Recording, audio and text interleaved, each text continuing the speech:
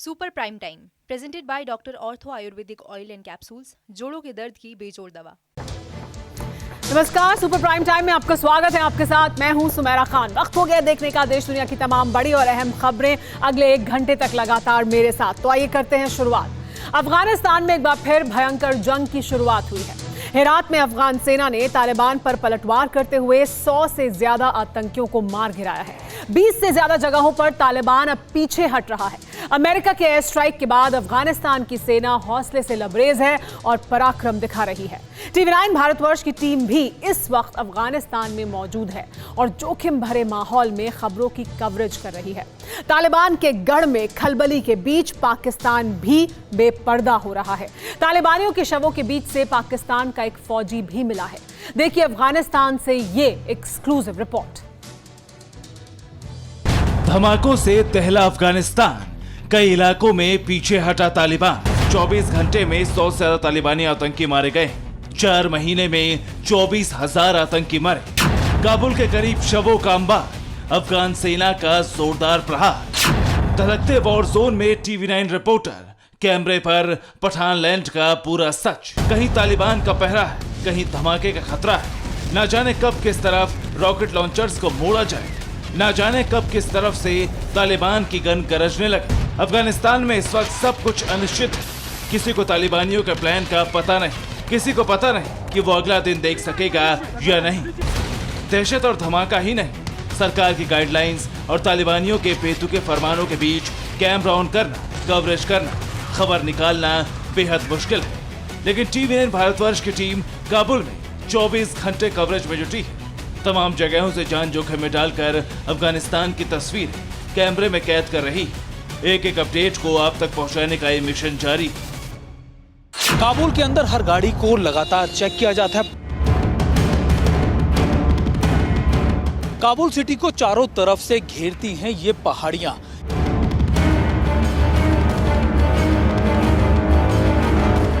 सबसे भयंकर युद्ध छिड़ा है तालिबान के हेरात प्रांत में। अफगानिस्तान की वायुसेना ने इस इलाके में बम की बरसात कर दी। अफगानिस्तान में 24 घंटे में 1000 से ज्यादा तालिबानी आतंकी मारे गए। गुजरात कारुक से अबोशन में 52 तालिबानी आतंकी ढेर कर दिए गए। अफगान वायुसेना के A-29 विमान ने बम बरसाए। हेरात के घोरियान में 36 तालिबानी आतंकी ढेर किए गए। बमबारी के बीच तालिबान को बड़ा नुकसान हुआ है। तालिबान के आतंकी बम के स्प्लिंटर्स लगने की वजह से जख्मी हो रहे हैं। घुटना, कंधा या कमर, चाहे जैसा हो दर्द, डॉक्टर ऑर्थो आपको देता है दर्द से पूरी आजादी, एक भरपूर जिंदगी। ये कोई टेम्परेरी पेन किलर नहीं, आयुर्वेदिक औषधि है। तालिबान में करीब 90 आतंकी जख्मी हो गए। हेरात प्रांत में सबसे अधिक 47 तालिबानी घायल हुए। हेरात के घुरियन जिले में 13 तालिबानी आतंकी मारे गए और 22 घायल हो गए। कंधार जिले के झारी जिले में 36 आतंकियों के मरने और 20 के घायल होने की खबर है। हेलमंद प्रांत की राजधानी लश्करगाह के बाहरी इलाकों में मौजूद तालिबान के ठिकानों को तबाह कर दिया गया है। ये कराउक जिले की तस्वीर है। अफगानिस्तान में रणनीतिक तौर पर इस जगह की बहुत ज्यादा अहमियत है। तालिबान ने यहाँ कब्जा जमा लिया। अफगानिस्तान फोर्स के लिए अब इस इलाके को खाली कराना बड़ी चुनौती है। हेरात एयरपोर्ट को शहर से जोड़ने वाला इलाका ग्वाजरा जिले में भी तालिबानियों का कब्जा है। तालिबान की मौजूदगी का मतलब एयरपोर्ट पर तालिबान की मर्जी चलने जैसा है। इस इलाके की सड़कों पर तालिबानी आतंकी पहरा दे रहे हैं। स्पिन बोल्डक में तालिबानियों ने रूसी टैंक पर कब्जा जमा लिया था, लेकिन अमेरिकी एयर स्ट्राइक में रूसी टैंक को तबाह कर दिया गया है। गजनी प्रांत में भी दर्जनों तालिबानी आतंकियों को मौत के घाट उतार दिया गया है। इन तस्वीरों में आपको पाकिस्तान के झंडे का निशान दिखेगा। ये अफगान सीमा के करीब पाकिस्तान की पोस्ट है। लेकिन देखिए कैसे तालिबानियों का ग्रुप बेरोक-टोक पाकिस्तान की सीमा में आ जा रहा है। तालिबान और पाकिस्तान के गठजोड़ का इससे बड़ा सबूत और क्या होगा। हेरात में लगातार फायरिंग जारी है। दोनों ओर से गोलीबारी हो रही है। पुले मिनारत और एंजल जिले में दोनों तरफ से भीषण फायरिंग हो रही है। अब रात की तस्वीरें देखिए। अफगानिस्तान के लश्करगाह इलाके में भयानक जंग चल रही है। हेरात के करीब ही यूनाइटेड नेशंस का ऑफिस है। यहाँ गुजरा में फायरिंग के दौरान तालिबानियों ने UN ऑफिस पर भी फायरिंग की। तालिबान के हमले में UN ऑफिस के बाहर तैनात सुरक्षा गार्ड की मौत हो गई। 14 अप्रैल से अब तक करीब 4000 अफगान सैनिकों की मौत हो चुकी है। 7,000 से ज्यादा घायल हो गए। तालिबान ने 1600 नागरिकों को बंदी बना लिया है। अब तक हुई हिंसा में महिलाओं और बच्चों समेत 2000 नागरिक भी मारे गए हैं। 193 से ज्यादा जिला केंद्रों और बॉर्डर के 19 जिलों पर तालिबान का कब्जा है। अमेरिकी एयर स्ट्राइक से अफगानिस्तान सेना का हौसला बुलंद है। 20 से ज्यादा ऐसी जगह हैं जहां तालिबान पर अब सेना हावी हो चुकी है। सेना का मकसद नेशनल हाईवे से तालिबानियों को दूर भगाना है। अफगानिस्तान में आतंकियों के शव उठाने के दौरान फिर सेना को पाकिस्तान के बैक सपोर्ट का सबूत मिला है। मारे गए आतंकियों के पास से पाकिस्तान आई कार्ड मिले। इनमें पाकिस्तान सेना का एक अफसर भी। अफगानिस्तान की सेना ने दावा किया है कि पाकिस्तानी सेना का अफसर उस इलाके में तालिबानियों का नेतृत्व कर रहा था। अब ये साफ होने लगा है कि चीन, पाकिस्तान और तालिबान एक खतरनाक तिकड़ी बन चुका है। अफगानिस्तान की सरकार ने दावा किया है कि पाकिस्तान अपने कैंपों में तालिबानियों को ट्रेनिंग दे रहा है। दावा है कि पाकिस्तान ने अपने कैंपों में 10,000 तालिबानियों को ट्रेनिंग दी।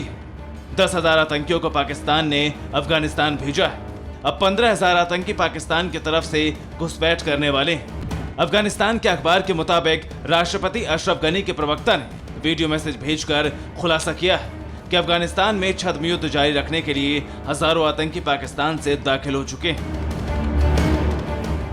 हाल ही में अफगानिस्तान के पूर्व इंटेलिजेंस चीफ ने भी कहा था कि कम से कम 1000 पाकिस्तानी आतंकवादी स्पिन बोल्डक बॉर्डर के जरिए हर दिन अफगानिस्तान में दाखिल हो रहे हैं। इस जिले को पिछले हफ्ते ही तालिबान ने अपने कब्जे में ले लिया था। यूनाइटेड नेशन की रिपोर्ट के मुताबिक अफगानिस्तान में कई देशों के आतंकवादी और आतंकवादी संगठन सक्रिय हैं। अगर तालिबान की पूरी मूवमेंट पर गौर करें तो सिर्फ 2 महीने में तालिबान अचानक बेहद मजबूत नजर आ रहा है। निश्चित तौर पर यह बिना किसी के सपोर्ट के मुमकिन नहीं। पाकिस्तान से लगती सीमा पर तालिबान के कब्जे का मकसद भी यही है। स्पिन बोल्डक इलाके पर कब्जे के बाद से अफगानिस्तान को लगातार इंटेलिजेंस रिपोर्ट मिल रही, जिससे पता चल रहा है कि पाकिस्तान न सिर्फ हथियारों की सप्लाई कर रहा है बल्कि तालिबानियों को ट्रेन करने के लिए मोटी रकम भी खर्च कर रहा है। अफगानिस्तान के विदेश मंत्रालय ने दावा किया है कि इन दिनों आईएसआई का मेन एजेंडा तालिबान ही है। रिपोर्ट के मुताबिक हक्कानी और अलकायदा के साथ तालिबान के आतंकी संगठन को जोड़ने की कोशिश में है आईएसआई। तहरीक तालिबान पाकिस्तान, लश्कर तैयबा, लश्कर इस्लाम, जैश ए मोहम्मद तालिबान के साथ हैं। पाक के आतंकी समूह जमात उल अहरा, तंजीम उल बदर और लश्कर जंगी अफगान में तालिबान के साथ हैं। अफगानिस्तान पाकिस्तान बॉर्डर की सीमा चौकियों पर कब्जे के बाद अब तालिबान ट्रकों से टैक्स भी वसूल रहा है। तालिबान की वजह से अफगानिस्तान में चीजें महंगी हो रही और जरूरी सामानों की किल्लत भी हो जाएगी। Bureau report, TV9 Bharatvarsh. चीन के मीडिया ने 3 मिनट 52 सेकंड का एक वीडियो रिलीज किया है। ये वीडियो पीएलए की वॉर एक्सरसाइज का है, लेकिन इस युद्धाभ्यास का ताल्लुक एक ऐसे मुल्क से है जो ताकत में चीन से कई गुना ज्यादा कमजोर है, लेकिन कुव्वत ड्रैगन से भिड़ने की है। बस यही बात ड्रैगन को नश्तर की तरह चुभ रही है और इसके लिए ड्रैगन ब्रिगेड ने समंदर के एक आइलैंड पर ताबड़तोड़ बारूद बरसाया। मकसद अपने दुश्मन को धमकाना था। आखिर कैसा था ब्लू वॉर जोन में पीएलए ब्रिगेड का बारूदी स्टॉर्म, आप खुद देखिए। ब्लू वॉर जोन के एक आइलैंड पर ड्रैगन की फौज एक मुल्क का वजूद मिटाने के लिए खूंखार प्लान तैयार कर रही। सिर्फ प्लानिंग ही नहीं बल्कि ड्रैगन ब्रिगेड की टुकड़ी ने समंदर वाले बैटलफील्ड में बारूदी कोहराम भी मचाया। विध्वंसक हथियारों से गोला बारूद और मिसाइलों को बरसाया। आखिर ड्रैगन कंट्री के सिरफिरे तानाशाह के टारगेट पर कौन है? किसके खिलाफ चीनी सेना समंदर में जंगी रिहर्सल कर रही है? आखिर वो कौन सा मुल्क है जिसे तबाह करने के लिए पीएलए के ब्रिगेड ने पूरी ताकत झोंक रखी? वो कौन है जिसके खिलाफ ड्रैगन जमीन से लेकर आसमान और गहरे समंदर में आग उगल रहा है? तो जान लीजिए, इस वक्त चीन ने जिसे अपना सबसे बड़ा दुश्मन माना है वो कोई और नहीं बल्कि ताइवान है। दक्षिण चीन सागर से सटा वही देश जिसे ड्रैगन हड़पना चाहता है, मगर ताइवान किसी चट्टान की तरह साउथ चाइना सी में डटा है। चीन के ताकतवर फौज के सामने बस यही बात शी जिनपिंग को खटक रही है। ताइवान पर अटैक करने के लिए चीनी सेना ने साउथ चाइना सी के आइलैंड पर एक सीक्रेट ऑपरेशन को शुरू किया। पीएलए के इस वॉर ड्रिल पर साउथ चाइना सी मॉर्निंग पोस्ट ने जानकारी बताई। उसके मुताबिक पीएलए के 73वें बटालियन ने इस युद्धाभ्यास में हिस्सा लिया। वॉर ड्रिल में चीनी सेना के आइलैंड पर कब्जा करने की ट्रेनिंग की। इस दौरान चीनी कमांडोज ने रात के अंधेरे में अटैक की तैयारी की। किसी आइलैंड पर हमले के लिए चीन ने खास व्हीकल का इस्तेमाल किया। पीएलए ने दर्जनों एम्फीबियस असॉल्ट व्हीकल के साथ वॉर ड्रिल की। इसके अलावा टैंक, आर्टिलरी और रॉकेट लॉन्चर का भी टेस्ट किया गया। चीनी मीडिया ने पीएलए के वॉर एक्सरसाइज का वीडियो भी जारी किया। 3 मिनट 52 सेकंड के इस वीडियो में आप देख सकते हैं कि पहले प्लानिंग की गई। इसके बाद रात के अंधेरे में पीएलए के मरीन कमांडो किसी खुफिया ऑपरेशन को अंजाम देने के लिए हथियारों से लैस होकर पानी में उतरे। लेकिन चीन के इस युद्धाभ्यास में सबसे ज्यादा हैरान करने वाला जो टास्क दिखा वो था एम्फीबियस असॉल्ट व्हीकल के साथ किसी आइलैंड पर धावा बोलना। आप देख सकते हैं कि टैंक की तरह दिखने वाले जंगबाज अपनी हाई टेक स्किल और अटैक के लिए जाना जाता है। इसके जरिए दुश्मन के किसी भी ठिकाने को न सिर्फ तबाह किया जा सकता है बल्कि उस तक आसानी से पहुंचा भी जा सकता है। आखिर क्या है एम्फीबियस असॉल्ट व्हीकल की सबसे बड़ी खूब? क्यों ड्रैगन का ये लड़ाका ताइवान के लिए सबसे बड़ा खतरा साबित हो सकता है, ये भी जान लीजिए।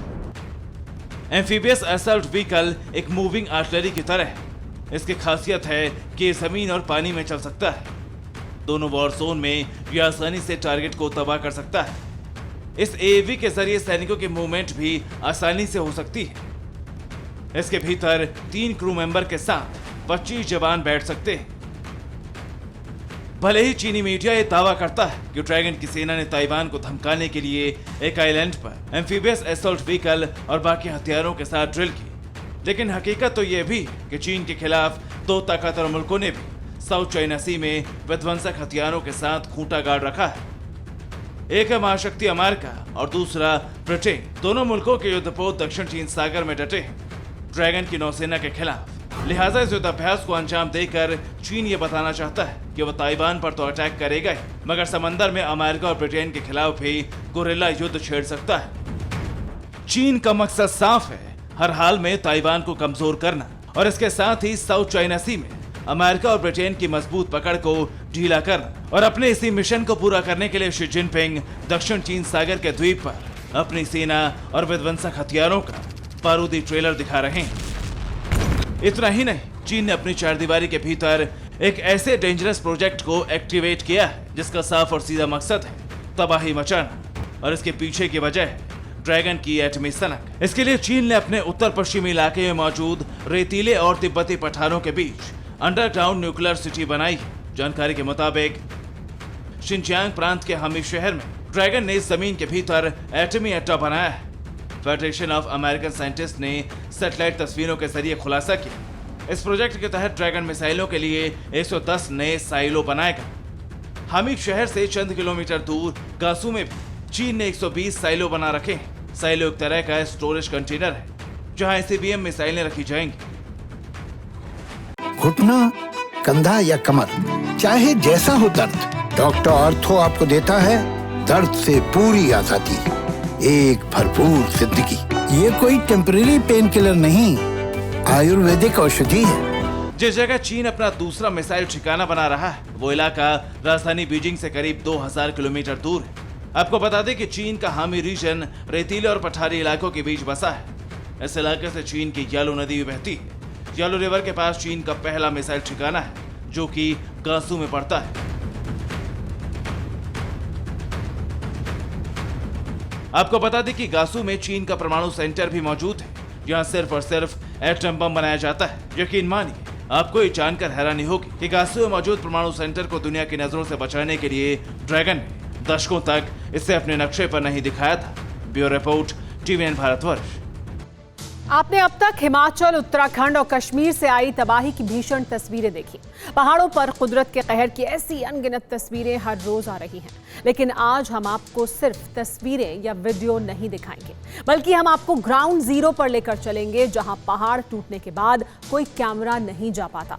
उस जगह पर TV9 भारतवर्ष का कैमरा आखिर कैसे पहुंचा, इसकी कहानी भी जाबाज रिपोर्टर की जुबानी सुनाएंगे। लेकिन ग्राउंड जीरो से ये एक्सक्लूसिव रिपोर्ट देखिए पहले।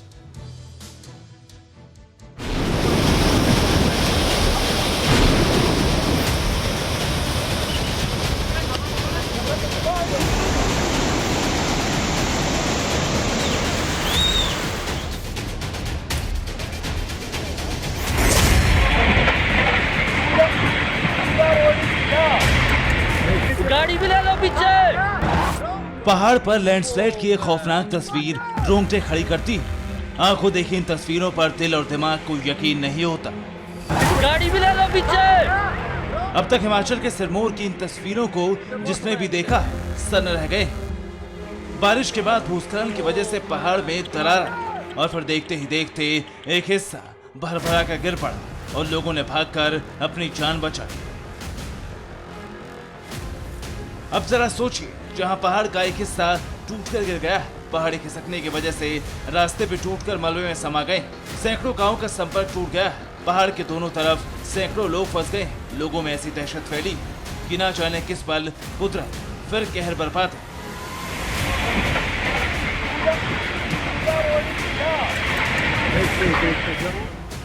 ऐसे हालात में टीवी9 भारतवर्ष की टीम जब ग्राउंड जीरो पर पहुंची और हमारी टीम ने यहाँ जो मंजर देखा वो पहले से कहीं ज्यादा खतरनाक दिखे।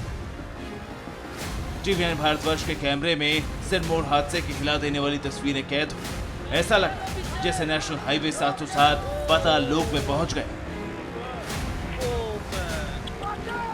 मैं इस वक्त सिरमौर में मौजूद हूं, जहां पर एक ऐसी तस्वीर सामने आई, पूरा हाईवे और उसके नीचे का जो पहाड़ था धंस गया और काफ़ी लोग यहां पर बाल बाल बचे। इस वक्त हम वहीं ग्राउंड जीरो पर मौजूद हैं। आप देखिए, ये नेशनल हाईवे 707 है जो कि सिरमौर को शिमला से जोड़ता है, लेकिन यहाँ पर आप देखिए हाईवे के बीच का जो हिस्सा है वो एक तरह से अब खाई में तब्दील हो चुका है। इसके नीचे जो पहाड़ था जिसके ऊपर ये हाईवे था वो पहाड़ भी धंस चुका है। आप देखिए काफ़ी जो मलबा था यहाँ पर वो नीचे जा चुका है और काफ़ी ज़्यादा लोगों को परेशानी हो रही है, क्योंकि सिरमौर को शिमला से जोड़ने के लिए मुख्य हाईवे है, काफ़ी ज़्यादा ट्रैफिक यहाँ पर चलता है। लेकिन फ़िलहाल इस हाईवे को ठीक करने का काम चल रहा है, जिसमें कई दिन लग सकते हैं, क्योंकि ये पूरा जो हाईवे का एक बड़ा हिस्सा था करीब 50 से 100 मीटर का, वो धंस चुका है। और ऐसे में अब यहाँ पर स्थिति कैसे ठीक होगी, कितने दिन लगेंगे, इसके बारे में कोई जानकारी किसी के पास नहीं है। गाड़ी भी ले लो पीछे।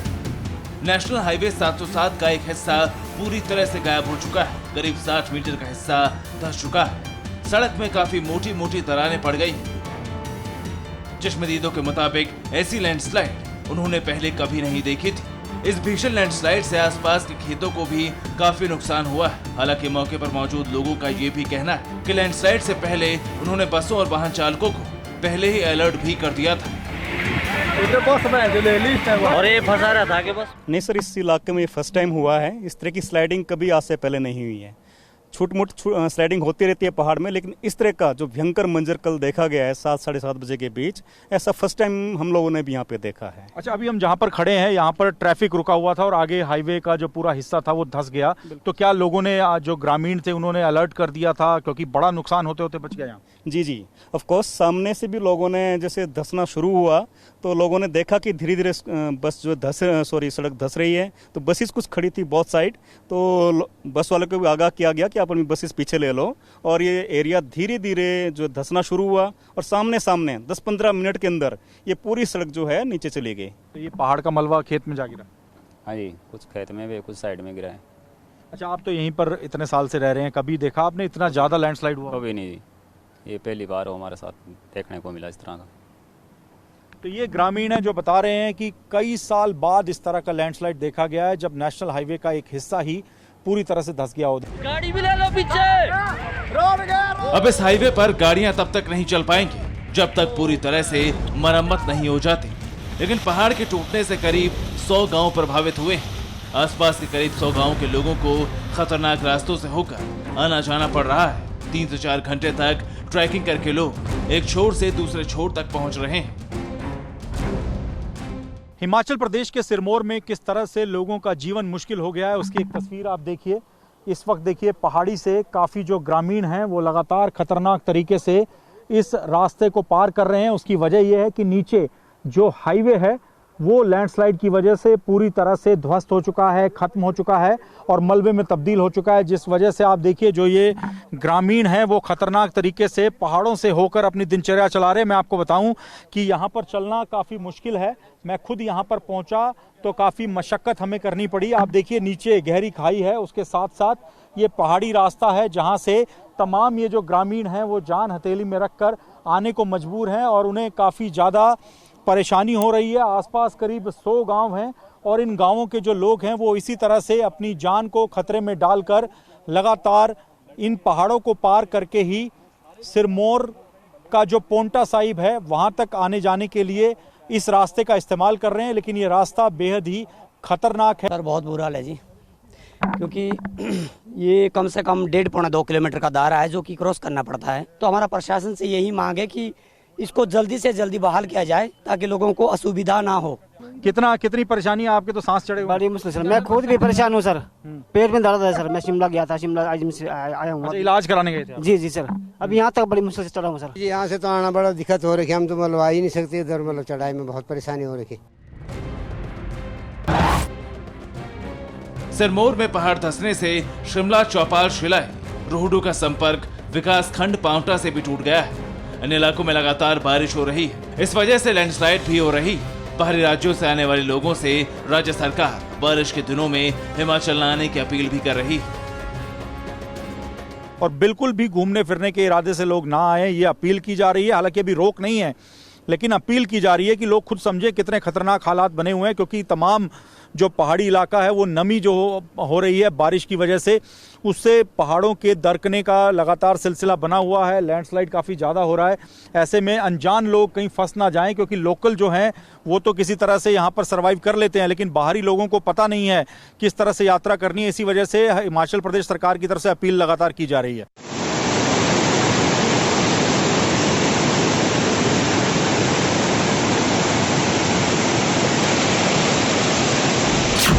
बारिश का कहर लगातार बढ़ता जा रहा है, पहाड़ के पहाड़ धंस रहे हैं। ऐसे में TV9 भारतवर्ष की जाबाज टीम न सिर्फ हिमाचल बल्कि कश्मीर के किश्तवाड़ में भी ग्राउंड जीरो पर पहुंची।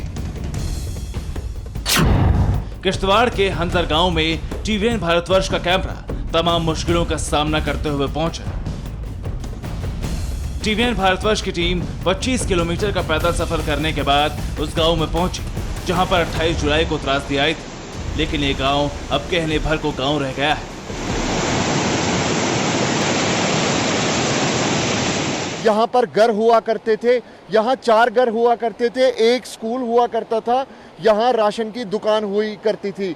लेकिन सुबह 4 बजे 28 तारीख को जब बादल फटा तो किस तरीके से ये पूरा इलाका जो है वो मलबे में तब्दील हो चुका है, ये तस्वीरों में आप देख सकते हैं। यहाँ पानी अभी भी जो है वो किस तेज रफ्तार से यहाँ पर बह रहा है, ये आप साफ तौर पे अपने टीवी स्क्रीन पे देख सकते हैं। यहाँ तकरीबन 7 लोगों की इसी गांव में जो है वो बादल फटने से डेथ हुई है।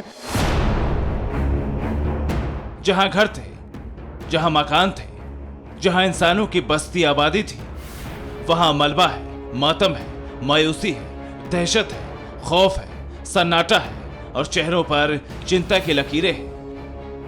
हालात इतने बदतर हैं कि 3 दिन बाद भी रेस्क्यू ऑपरेशन में बहुत मुश्किलों का सामना करना पड़ रहा है।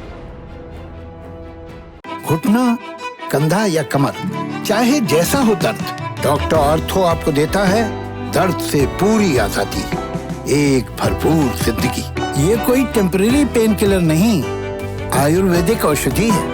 यहाँ पूरा इलाका जो है वो बिल्कुल ही फार फ्लंग इलाका है। तकरीबन 20 से 25 किलोमीटर जो है वो यहाँ पैदल चलना पड़ता है, तब जाके इस इलाके में पहुँचते हैं। यहाँ नेटवर्क जो है वो बिल्कुल नहीं है। लेकिन इन सब चैलेंजेस के बावजूद यहाँ किस तरीके से यहाँ जो ऑफिसर्स है, जवान जो है वो लगे हुए हैं। यहाँ चैलेंजिंग ये है कि यहाँ मशीनरी नहीं पहुँच सकती, कोई गाड़ी नहीं पहुंच सकती जिससे रेस्क्यू हो। यही वजह है कि यहाँ बेलचों का इस्तेमाल किया जा रहा है। तस्वीरों में आप देखिए कि बेलचों का इस्तेमाल किया जा रहा है और ये सबसे ज़्यादा मुश्किल वक्त होता है जब ऑपरेशन जो है वो किया जा रहा है, खास तौर पे बारिश के मौसम में। रेस्क्यू टीम के लिए बारिश सबसे बड़ी चुनौती बनी हुई। जब तक बारिश नहीं थमती तब तक राहत बचाव का काम पूरा नहीं हो सकता। लेकिन खराब मौसम के बावजूद लापता लोगों की तलाश के लिए रेस्क्यू ऑपरेशन जारी है। ग्राउंड जीरो पर हमारे कैमरे में एक ऐसी तस्वीर सामने आई जिसे देखकर आपका कलेजा भी फट जाएगा। घर का नामो निशान तो मिट चुका था, लेकिन घर के बिखरे हुए कुछ सामान तबाही के मंजर को बयां कर रहे थे। 28 तारीख को जब बादल फटा तो ये पूरा घर जो है बादल फटने से इफेक्टेड हुआ। यहाँ अब गर नहीं बल्कि मलबा है। ये तस्वीरों में आप देख रहे हैं।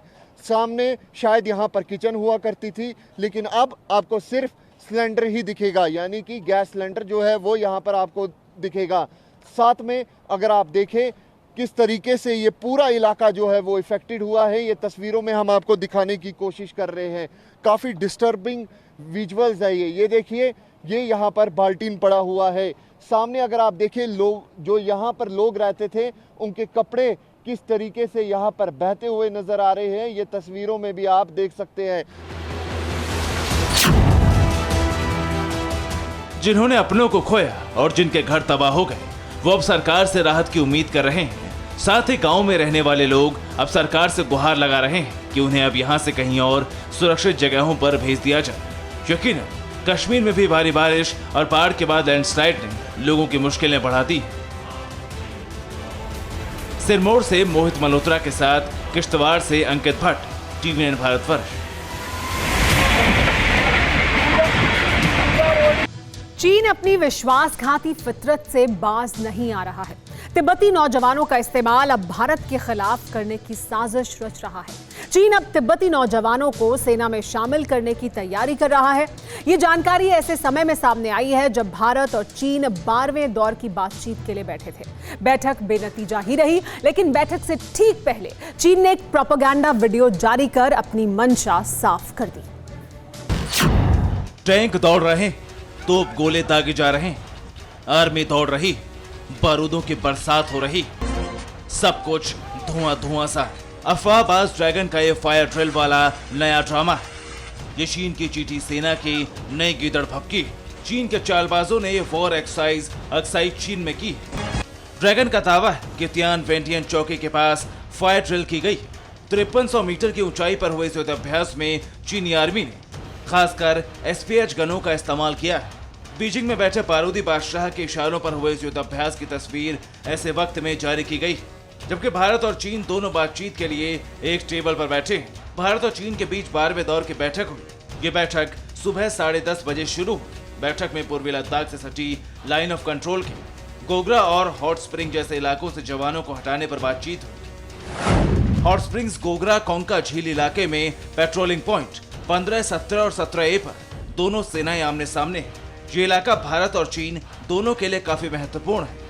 चीनी सेना गोगरा, हॉट स्प्रिंग्स और कोंकाला क्षेत्र से दूसरी जगहों पर तैनात अपने सैनिकों के लिए भारी मात्रा में रसद पहुंचा पाती है। यही वजह है कि चीन गोगरा और हॉट स्प्रिंग से अपनी सेना को पूरी तरह से पीछे हटाने से कतराती रही। गलवान में तकरार के बाद भारत और चीन के बीच अभी तक 11 दौर की बातचीत हुई थी, लेकिन चीन ने हॉट स्प्रिंग, गोगरा और देपसांग के संघर्ष वाले इलाकों से अपनी सेना को पीछे हटाने से साफ तौर पर इंकार कर दिया था। चीन ने भारत को मौजूदा स्थिति से संतुष्ट होने की बात कही थी, लेकिन भारत ने चीन की इन बातों को खारिज कर दिया था। अब 3 महीने बाद फिर चीन की तरफ माल्डो में बैठक हुई। भारतीय प्रतिनिधिमंडल का नेतृत्व लेफ्टिनेंट जनरल PG मेनन ने किया, जो लेह स्थित 14वीं कोर के कमांडर हैं। बड़ी बात यह है कि विश्वासघाती चीन बातचीत भी कर रहा है और दूसरी तरफ हिंदुस्तान के खिलाफ महीन साजिश भी रच रहा है उन इलाकों में जिस पर चीन का अवैध कब्जा है, जिसका दौरा कुछ हफ्ते पहले ही शी जिनपिंग ने किया था। चीन ने तिब्बत में एक आदेश जारी किया है। इस आदेश के अनुसार तिब्बत में रहने वाले हर परिवार से एक शख्स को चीन की सेना यानी पीपल्स लिबरेशन आर्मी में शामिल होना ही पड़ेगा। माना जा रहा है कि यह आदेश तिब्बतन लोगों का भारत के खिलाफ इस्तेमाल करने की चीन की एक साजिश है। फरमान जारी करने के बाद PLA ने बड़ी तादाद में तिब्बती नौजवानों को सेना में शामिल करने की प्रक्रिया शुरू कर दी। लड़कों को ऑपरेशन में शामिल होने के लिए बाकायदा ट्रेनिंग दी जा रही। रिपोर्ट में दावा किया गया है कि जबरदस्ती चीनी सेना में शामिल करने के बावजूद तिब्बती युवाओं को कई लॉयल्टी टेस्ट से गुजरना पड़ा। मसलन उन्हें जबरन चीनी भाषा सिखाई गई। चीनी कम्युनिस्ट पार्टी यानी CCP के वर्चस्व को स्वीकार करना पड़ा। बंदूक की नोक पर वफादारी साबित कराने के बाद तिब्बती नौजवानों को LAC पर तैनात करने के लिए ट्रेनिंग दे रही। बताया जा रहा है कि चीन की सेना LAC पर अपनी तैनाती मजबूत करने के लिए हर संभव प्रयास कर रही है, खासकर लद्दाख और अरुणाचल प्रदेश जैसे चरम मौसम वाले क्षेत्रों में जहां चाइनीज आर्मी के जवान मौसम की मार बर्दाश्त नहीं कर पाते, वहां पर पीएलए तिब्बतियों को तैनात करने की फिराक में है। इससे चीन को कई फायदे होने वाले हैं। पहला फायदा यह कि जहां पर चीनी जवान खड़े नहीं हो पाते हैं, वहां पर तिब्बती जवान लड़ेंगे। और दूसरा फायदा यह होगा कि लड़ाई में चाइनीज की बजाय तिब्बती मरेंगे। और सबसे बड़ी बात यह होगी कि रोजगार की वजह से तिब्बती स्वायत्त क्षेत्र में स्थानीय आबादी के बीच में चीनी शासन की स्वीकृति बढ़ेगी। भारत की ओर से लड़ रहे तिब्बती जवानों का हौसला देखने के बाद चीन ने चाल चली है। तिब्बती युवाओं को चीनी सेना में भर्ती करने का मुख्य जोर इस साल जनवरी-फरवरी में तब शुरू हुआ था, जब चीन ने देखा कि भारतीय सेना के विशेष सीमा बलों में सेवा करते हुए निर्वासित तिब्बतियों ने अदम्य साहस दिखाते हुए जबरदस्त प्रदर्शन किया था। पिछले महीने जम्मू के एयरफोर्स स्टेशन पर ड्रोन से अटैक किया गया। हमला सरहद पार से ऑपरेट किया गया था। पाकिस्तान में ड्रोन अटैक की साजिश तैयार की गई और उसे जम्मू के एयरफोर्स स्टेशन पर अंजाम दिया गया। इसके बाद से भी पाकिस्तान से ड्रोन आने की घटनाएं लगातार सामने आती रही, मगर इस बार एक खबर सामने आई है, वो भी पाकिस्तान की आसमानी साजिश से जुड़ी है। आखिर क्या है पाकिस्तान का नया प्लान, आप खुद देखिए। सरहद पार पाकिस्तान युद्ध की तैयारियों में जुटा है। रावलपिंडी के हेडक्वार्टर में जंग कैसे लड़ी जाएगी, किन हथियारों से लड़ी जाएगी, इसका खाका तैयार किया जा रहा है। मगर इसी बीच खबर यह भी सामने आई है कि पाकिस्तान इस बार जमीन से नहीं बल्कि आसमान से युद्ध लड़ने के लिए खास मिशन पर जुटा है और इसके लिए पाकिस्तान अपनी पुरानी एयर स्ट्रिप को फिर से अपग्रेड कर रहा है। भारतीय खुफिया एजेंसी को पाकिस्तान के वॉर प्लान से जुड़ा जो खुफिया इनपुट मिला है, उसके मुताबिक पाकिस्तान ड्रोन के जरिए हिंदुस्तान पर अटैक कर सकता है। बाजवा ब्रिगेड ने ड्रोन से हमले के लिए ट्रेनिंग भी शुरू की है। इसके लिए पाकिस्तान पुरानी एयर स्ट्रिप को रिपेयर कर रहा है। रावलाकोट में यूएवी के लिए रनवे तैयार किया जा रहा है। आपको बता दें कि इमरान और बाजवा पाकिस्तान की जिस रावलाकोट में एयर स्ट्रिप को अपग्रेड कर रहे हैं, वो बीते 4 सालों से बंद पड़ी थी। पूरा रनवे टूट चुका था, एयरबेस भी जर्जर हो चुका था, मगर अब पाकिस्तान रावलाकोट के इसी एयर स्ट्रिप को नया बनाने में जुटा है ताकि तुर्की से मिले अटैकिंग ड्रोन इस पर चल सके और पाकिस्तानी सेना के जवान ड्रोन को सही से ऑपरेट भी कर सकें। अचानक ही पाकिस्तान की ड्रोन वाली साजिश परवान नहीं चढ़ी है। जब से तुर्की ने पाकिस्तान को अपने यूएवी दिए हैं, तभी से पाकिस्तान जंग के लिए कुलबुला रहा है। कई दफा ऐसी घटनाएं भी सामने आ चुकी हैं जब पाकिस्तानी ड्रोन ने भारतीय सीमा में घुसपैठ की हो। लेकिन एक बात पाकिस्तान को बखूबी अपने जहन में उतार लेनी चाहिए, जितनी मर्जी वो जंग की तैयारी कर ले, उसके हर प्लान, हर साजिश पर हिंदुस्तान की पैनी नजर है। जैसे ही बॉर्डर पार से कोई भी हिमाकत हुई, यकीन मानिए पाकिस्तान पर दूसरी एयर स्ट्राइक होगी, वो भी उस जगह जहां से उसने ड्रोन हमले का प्लान बनाया है। Bureau report, TV9 Bharatvarsh. पूरी दुनिया को लगता है कि वक्त के साथ कोरोना भी सिर्फ डरावनी यादों तक सीमित हो जाएगा। कहा जा रहा है कि वैक्सीनेशन के बाद कोरोना जानलेवा नहीं रहेगा, लेकिन अब जानकारी ये सामने आई है कि कुछ दिन बाद कोरोना बेहद खतरनाक रूप में लौटेगा। रिसर्च में पता चला है कि किलर वायरस का सुपर म्यूटेंट आएगा और वो इतना घातक होगा कि हर 3 मरीज में से 1 मरीज की मौत हो जाएगी। क्या है सुपर म्यूटेंट का लेटेस्ट रिपोर्ट, देखिए। डेल्टा वेरिएंट से ज्यादा घातक, डेल्टा प्लस से भी ज्यादा ताकतवर, हर 3 में 1 मरीज की जाएगी जान। सुपर म्यूटेंट से मच जाएगा कोहराम। कोरोना वायरस का नया सुपर म्यूटेंट, दुनिया में वायरस की दहशत परमानेंट। कोरोना से जिंदगी बचाने वाला टीका क्या फीका साबित होगा? क्या कोरोना की दहशत का दौर अंतहीन है? क्या वायरस के आगे विज्ञान और इंसान दोनों नाकाम होने वाले हैं? अभी डेल्टा सुना, फिर डेल्टा प्लस आया, अब कहा जा रहा है कि वायरस का सुपर म्यूटेंट बनेगा। सुपर यानी पहले से बहुत ज्यादा डेंजरस और संक्रामक। सुनने में तो ऐसा लगता है जैसे जान लेने वाला कोरोना वायरस किसी सॉफ्टवेयर की तरह ही खुद को अपग्रेड कर रहा है। ब्रिटेन के वैज्ञानिकों की कोरोना पर नई रिसर्च रिपोर्ट आई। वैज्ञानिकों ने कोरोना के सुपर म्यूटेंट वेरिएंट का खतरा बताया है। चेतावनी दी गई कि सुपर म्यूटेंट से मृत्यु दर 35% हो सकती है। कहा गया कि वायरस जब बहुत दिनों तक रह जाता है तो नया म्यूटेंट बनाता है। अब सवाल यही कि कोरोना भले ही नया म्यूटेंट बना ले, लेकिन क्या वैक्सीन लेने वाले भी सुरक्षित नहीं रहेंगे? वैज्ञानिकों ने इस रिसर्च के बाद ब्रिटेन में बूस्टर डोज लगाने की सलाह दी, यानी एंटीबॉडीज को बढ़ाना होगा। एक्सपर्ट्स का कहना है कि अगर आने वाला स्ट्रेन दक्षिण अफ्रीका में मिले बीटा और केंट में मिले अल्फा या भारत में मिले डेल्टा वेरिएंट से मिलकर बना तो ये वैक्सीन को भी बेअसर कर देगा। चेतावनी बहुत बड़ी है। इसका साफ मतलब यही कि इंसानों ने विज्ञान के सहारे जिस वैक्सीन को बनाया है, कोरोना उसे नाकाम करने वाली म्यूटेंट में बदल जाएगा। वैज्ञानिकों ने ब्रिटेन में लॉकडाउन को खत्म नहीं करने की सलाह दी। जानवरों के फार्म को वायरस का गढ़ बनने से रोकने की नसीहत दी है। डॉक्टरों को दवा के डोज भी संभल कर देने के लिए कहा गया है। हिंदुस्तान के लोग इस वक्त कोरोना को भूलकर जिंदगी को रफ्तार देने में जुटे, लेकिन वैक्सीनेशन करवाने के बावजूद अमेरिका में कोरोना लौट आया। अमेरिका में 5 महीने के सुकून के बाद अचानक कोरोना केस 1 लाख पहुंच गए। वजह कोरोना का डेल्टा वेरिएंट माना जा रहा है। अमेरिका में 436 लोगों की मौत हो गई है। कोरोना को रोकने के लिए केनिया में नई पाबंदियां लगाई गई। केनिया में अब किसी तरह की सभा या कार्यक्रम नहीं होंगे। केनिया में कहीं भी भीड़ जुटाने की इजाजत नहीं दी जाएगी। केनिया में कंपनी के मालिकों को वर्क फ्रॉम होम कराने के लिए कहा गया है। इस साल केनिया में कोरोना संक्रमण के मामलों में तेजी से बढ़ोतरी हो रही, जिसे देखते हुए सख्त लॉकडाउन लगाया गया। गुरुवार तो केनिया में संक्रमण के 2,01,09 मामले दर्ज किए गए थे और 3,910 मौतें दर्ज हुई थी। वहीं अब तक 17 लाख लोगों को टीका लगाया जा चुका है। दुनिया को कोरोना नाम का खतरनाक वायरस देने वाले चीन की भी हालत खराब होने लगी। दुनिया में खुद को कोरोना फ्री होने का डंका पीटने वाले चीन में कोरोना के मामले तेजी से बढ़ रहे हैं। चीन के 15 शहरों में कोरोना वायरस के मामले अचानक बढ़ गए। इन शहरों में राजधानी बीजिंग भी शामिल है। अधिकारियों ने इसे दिसंबर 2019 में वुहान में वायरस के प्रसार के बाद से सबसे बड़ा घरेलू संक्रमण बताया है। ईरान अगर इजराइल से जंग लड़ेगा तो उसे क्या हासिल होगा? जानकार कहते हैं कि ईरान ने जब जब इजराइल से लड़ने की हिमाकत की, उसे बेहिसाब नुकसान हुआ। हालांकि इस अंजाम को जानते हुए भी ईरान कभी बाज नहीं आया। अब एक बार फिर उसने यही कोशिश की है। दावा किया जा रहा है कि ईरान ने इजराइल के ऑयल टैंकर पर अटैक किया है। ऐसे में अगर युद्ध की चिंगारी भड़की तो अंजाम बहुत घातक हो सकता है। अरब सागर में ओमान के तट पर अचानक विस्फोट के साथ आग का गुबार उठा। आसमान में धुएं उठे। देखते ही देखते हाहाकार मच गए। खबर आई कि एक तेल टैंकर पर आसमान से हमला हुआ। हमले के बाद हुआ धमाका इतना भयानक था कि 2 लोगों की मौत भी हो गई। लेकिन ये सिर्फ तेल टैंकर पर हमले या धमाके की खबर नहीं। ओमान के तट पर जिस तेल टैंकर पर अटैक हुआ वो इजराइल के तेल टैंकर पर हमले की हिमाकत ईरान की तरफ से की गई और हमले में ईरान ने ड्रोन का इस्तेमाल किया। खुद को सुपर पावर कहने वाले अमेरिका ने भी इस बात की पुष्टि की। अब इस हमले के बाद ईरान में डर का सायरन बज गया।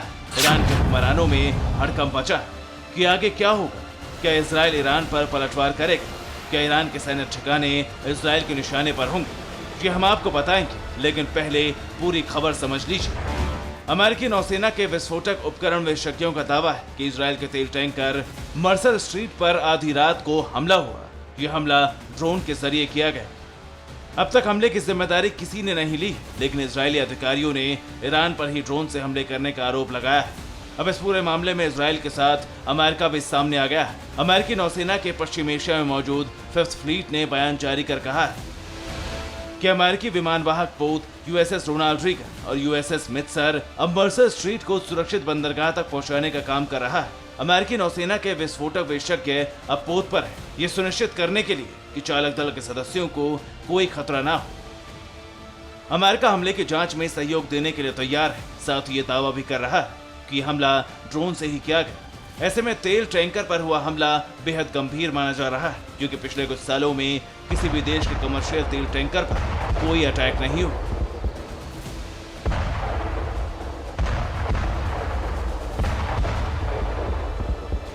इजराइल के आरोप पर ईरान ने कोई प्रतिक्रिया नहीं दी, न ही हमले को स्वीकार किया। लेकिन हमला ऐसे वक्त में हुआ है जब तेहरान पश्चिम के साथ और भी सख्त रुख अपनाने की ओर आगे बढ़ रहा है। ईरान के सर्वोच्च नेता अयातुल्ला अली खामनेई के लिए देश में कट्टरपंथ समर्थन दिखाई दे रहा है। संभव है कि इस हालात में ईरान भले ही डरा हो, लेकिन वो इजराइल से दो हाथ भी कर सकता है। Bureau report, TV9 Bharatvarsh. रूस और यूक्रेन में 36 का आंकड़ा है, लेकिन चीन उसी यूक्रेन के साथ करीबी बढ़ा रहा है और ये बात रूस को परेशान कर रही है।